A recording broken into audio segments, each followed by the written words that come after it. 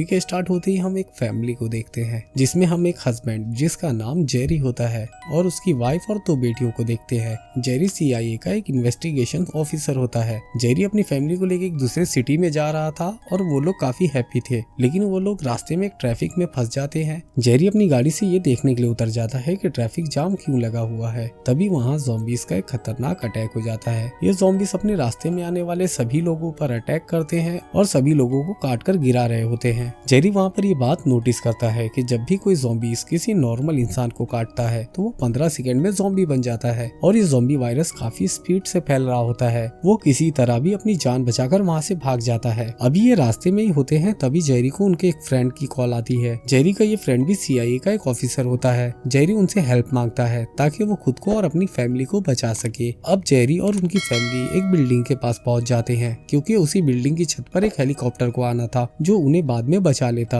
अभी ये लोग बिल्डिंग के अंदर जा ही रहे होते हैं तभी उनके आसपास बहुत से लोग जो ज़ॉम्बी बन चुके होते हैं वो इधर उधर लोगों पर अटैक कर रहे थे और वो उन पर अटैक करने लगते हैं। उसी में से एक ज़ॉम्बी जेरी पर भी अटैक कर देता है। वो ज़ॉम्बी जेरी को मारने ही वाला होता है तभी वहाँ पर एक बच्चा आता है और वो ज़ॉम्बी को शूट कर देता है, लेकिन मरते मरते उस ज़ॉम्बी का कुछ खून जेरी के मुंह के अंदर चला जाता है, जिसकी वजह से जेरी को लगता है कि वो भी अब ज़ॉम्बी बन जाएगा। जेरी उसी बिल्डिंग की छत पर चला जाता है और खुद को मारने की कोशिश करता है। वो नहीं चाहता था कि वो ज़ॉम्बी बने, जिसकी वजह से उसकी फैमिली या दूसरे लोगों को उससे कोई नुकसान पहुंचे। वो छत की रेलिंग से कूदने के लिए 15 सेकंड का वेट करता है। अगर इस दौरान वो ज़ॉम्बी बन जाता तो वो छत से कूद जाता, लेकिन 15 सेकंड तो गुजर चुके थे और वो ज़ॉम्बी नहीं बना था, यानी लिक्विड के अंदर जाने से कोई ज़ॉम्बी नहीं बनता। अब जेरी खुद को काफी सेटिस्फाई फील करता है। इतनी ही देर में उसकी छत पर हेलीकॉप्टर भी आ जाता है जो उसके फ्रेंड ने भेजा था और उस हेलीकॉप्टर में बैठे हुए फौजी जेरी और उसकी फैमिली को ज़ॉम्बी से बचाते हुए अपनी उसी हेलीकॉप्टर में बैठाकर एक सेफ जगह पे ले आते हैं। वहाँ पर जेरी अपने उस दोस्त से भी मिलता है जिसने उसकी मदद की थी। जेरी का दोस्त उसे बताता है कि ये इन्फेक्शन तकरीबन सभी कंट्रीज में फैल चुका है और तमाम कंट्रीज इसको रोकने की कोशिश कर रही है, लेकिन ये वायरस रुकने का नाम नहीं ले रहा। लोगों को खाने पीने की चीजों की शॉर्टेज हो रही थी और तकरीबन सभी कंट्रीज का ट्रांसपोर्टेशन सिस्टम भी रुका हुआ था, जैसे एयरपोर्ट, रेलवे और रोड भी बंद थे। उसका दोस्त ये बताता है कि तुम्हें डॉक्टर फेसपैक से मिलना होगा क्योंकि ये डॉक्टर ज़ॉम्बी वायरस पर काफी लॉन्ग टाइम से रिसर्च कर रहा था और ये यकीनन कोई ना कोई सॉल्यूशन निकाल ही लेगा। और यहाँ पर ये भी बताया जाता है कि ये वायरस कोरिया से फैला है और इसके मुताबिक हमें एक ईमेल एड्रेस भी रिसीव हुआ था। उसके बाद हमने उनसे कांटेक्ट करने की कोशिश भी की, लेकिन हमें कोई कामयाबी नहीं मिली। अगर हमें ये पता चल जाए कि ये वायरस स्टार्ट कैसे हुआ और इसकी शुरुआत कैसे हुई तो शायद हम इस वायरस को रोक सके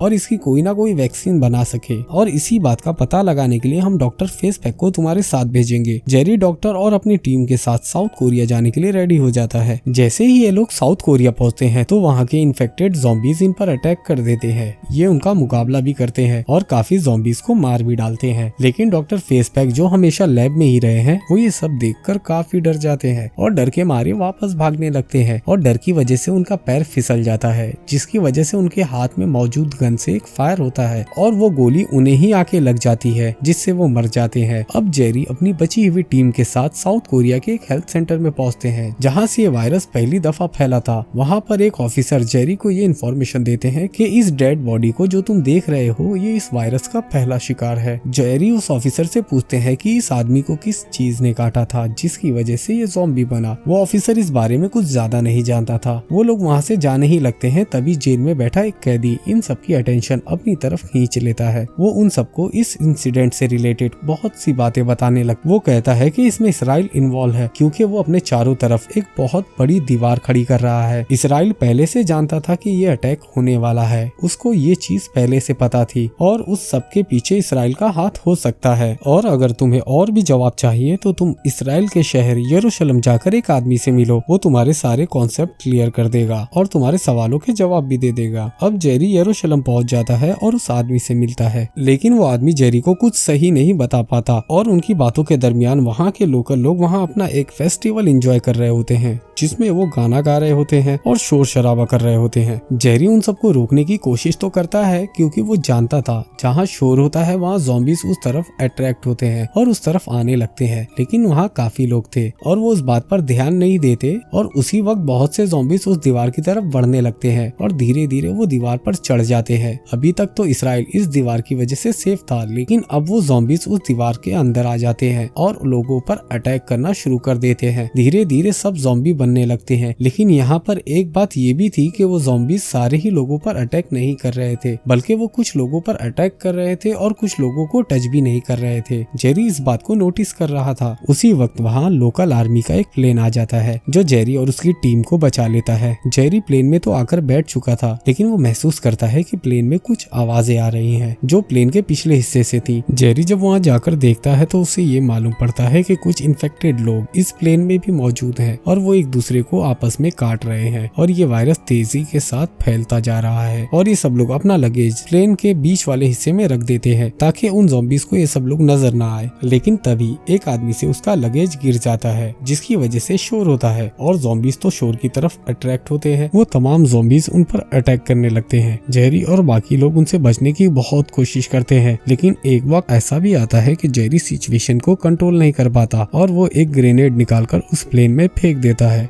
क्योंकि ये प्लेन उड़ रहा होता है, तभी प्लेन में एक बहुत बड़ा धमाका होता है जिसकी वजह से उनका प्लेन क्रैश हो जाता है। इस पूरे प्लेन क्रैश में सिर्फ 2 ही लोग बचते हैं, एक जेरी और एक वो फीमेल ऑफिसर। ये दोनों काफी जख्मी होते हैं, लेकिन बड़ी मुश्किल से ये दोनों WHO की रिसर्च फैसिलिटी में पहुंच जाते हैं। जेरी को यहाँ पर फर्स्ट एड दी जाती है। WHO के डॉक्टर के पूछने पर जेरी उन्हें बताता है कि दरअसल मेरा यहाँ आने का मकसद एक वैक्सीन हासिल करना है ताकि इससे वायरस को रोका जा सके, जो बहुत ज्यादा असरदार तो हो लेकिन जानलेवा ना हो। तब जेरी उन्हें बताता है कि मैंने एक बात नोटिस की है कि जब भी इन्फेक्टेड ज़ॉम्बी दूसरे इंसानों पर हमला करते हैं तो वो कुछ लोगों को छोड़ देते हैं, जैसे उन्होंने उन्हें देखा ही ना हो, क्योंकि वो लोग पहले से ही किसी न किसी बीमारी में इन्वॉल्व होते हैं। यानी कि जो लोग ज़ॉम्बीज नहीं थे वो पहले से ही किसी बड़ी बीमारी का शिकार थे, इसीलिए ज़ॉम्बीज उन लोगों को छोड़ देते हैं। क्योंकि ज़ॉम्बीज सिर्फ हेल्दी लोगों को ही इन्फेक्ट करते हैं, यानी हेल्दी लोगों को ही काटते हैं और अपना वायरस उनमें फैलाते हैं। ये ज़ॉम्बीज काफी स्मार्ट हैं, पहले से बीमार हुए इंसान को नुकसान नहीं पहुंचाते। बेसिकली ये लोग डॉक्टर्स होते हैं, तो वो उसे कहते हैं कि हमें तुम्हारी थ्योरी साबित करने के लिए प्रूफ चाहिए, हम ऐसे ही तुम्हारी बातों पे यकीन नहीं कर सकते। हम में से कोई एक आदमी अपने अंदर बैक्टीरिया इन्फेक्ट करके उन ज़ॉम्बीज के सामने जाए और अगर वो ज़ॉम्बीज उस पर अटैक नहीं करेंगे तो इसका मतलब ये है कि तुम्हारी थ्योरी बिल्कुल ठीक है। इस काम के लिए जेरी खुद को आगे करता है, लेकिन अब प्रॉब्लम ये आ रही थी कि बैक्टीरिया वाली वैक्सीन फैसिलिटी उस एरिया में थी जहाँ पर सब ज़ॉम्बीज बन चुके थे। ये सब लोग बैक्टीरिया वाली वैक्सीनेशन हासिल करने के लिए उस पोर्शन में जाते हैं और फिर यहाँ पर शोर होने की वजह से सब ज़ॉम्बीज लोग इन पर अटैक करने के लिए आते हैं। जेरी के सभी साथी वहाँ से भागकर अपनी जान बचा लेते हैं, लेकिन जेरी अभी भी उस पोर्शन के अंदर होता है। वो बहुत से ज़ॉम्बीज से लड़ता है और बड़ी मुश्किल से अपनी जान बचाकर एक सेफ जगह पहुँच जाता है और वहाँ पर बहुत सारी बैक्टीरिया वैक्सीन रखी हुई थी। वो वैक्सीन उठाकर बाहर निकलने ही वाला होता है, तभी वहाँ पर दरवाजे पर एक ज़ॉम्बी आ जाता है। तब जेरी ये डिसाइड करता है कि उसे खुद ही ये वैक्सीन अपने अंदर इन्फेक्ट करनी होगी। अब वो खुद के अंदर वो वैक्सीन लगा लेता है और जेरी का ये आइडिया काम कर जाता है और वो बिल्कुल जेरी के सामने खड़ा ज़ॉम्बी उस पर अटैक नहीं करता, क्योंकि जेरी अब इन्फेक्टेड हो चुका था और ये ज़ॉम्बी किसी भी ऐसे इंसान पर अटैक नहीं करते जिसके अंदर बहुत सारे बैक्टीरिया हो या वो किसी घातक बीमारी से ग्रस्त हो। जेरी उन तमाम ज़ॉम्बीज के दरमियान से निकलता हुआ वो सब वैक्सीन डॉक्टर और साइंटिस्ट को दे देता है और वो सब लोग बहुत खुश होते हैं क्योंकि उन्होंने इस बीमारी का इलाज ढूंढ लिया, यानी कि अब उनके पास इस ज़ॉम्बीज वायरस का तोड़ है। और आखिर में जेरी अपनी फैमिली के पास जाता है जिनके पास वैक्सीन नहीं पहुंची हुई थी। उन्होंने भी इन ज़ॉम्बीज से लड़ने का तरीका खोज लिया था